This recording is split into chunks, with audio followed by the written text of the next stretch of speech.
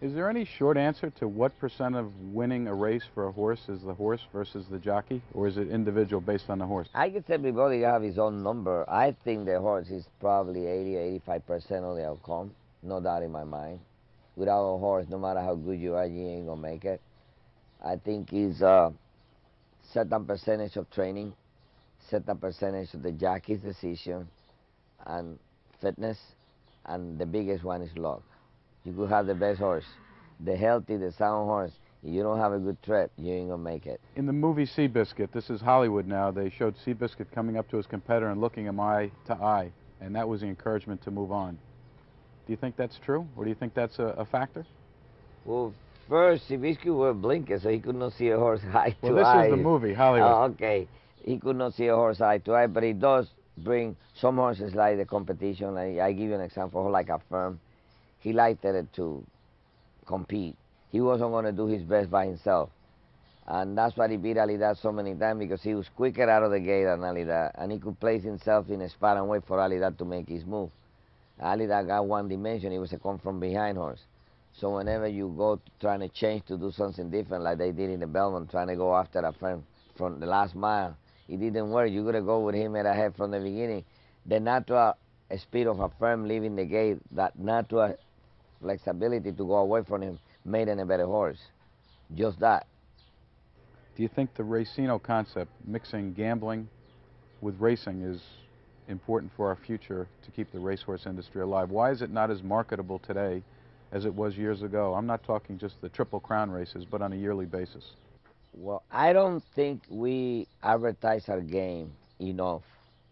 I don't think we teach our public enough about our game. Our game right now is very complicated to bet. Too many factors now.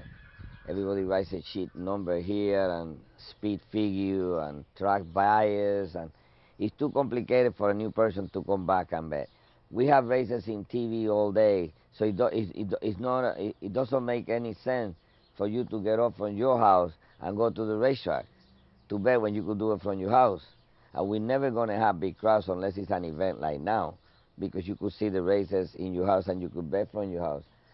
I think the casinos have helped a whole bunch of tracks to get the money up for the purses, and that's what everybody's looking forward to, the purses to go better. The horses cost more money now than they used to cost 10 years ago. You could buy a horse for 100,000 20 years ago. Now 100,000, you could buy a pony for 100,000.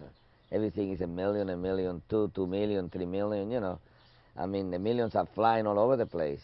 I believe if they do a good deal with the casino and it's going to help the purses, yes, it is a need for it, because our game is dying little by little. No people come to the races anymore like they used to. It's too much sport and too much gambling. But you know, this country loves gambling on anything.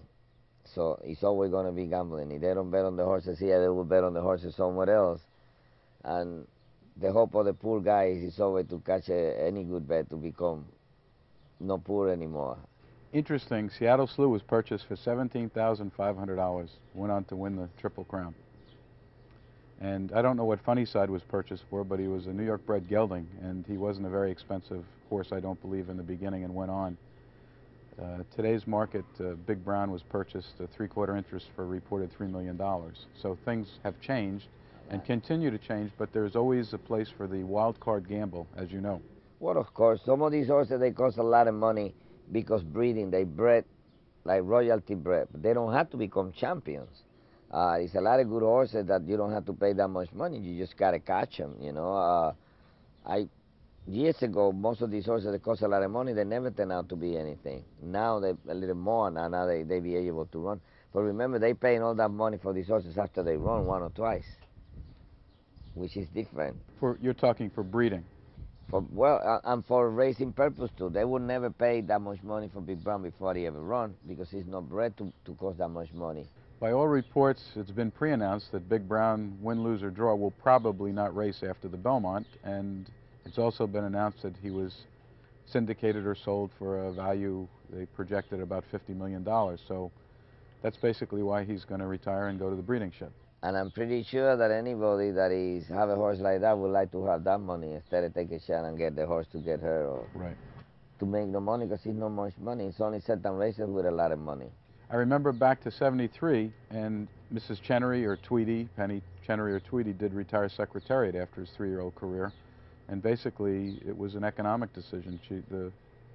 Even though the horse won the Triple Crown, all those economic factors we discussed came into play. So there was pressure to do it, and good pressure, business reason, as you said. You buy a share on a horse like that, you want him to go to the stallion. That's how you're gonna make your money. You don't want to take a shot of keeping him running and something, God forbid, happen, and now you lose everything. Angel, I want to thank you. It's been absolutely amazing.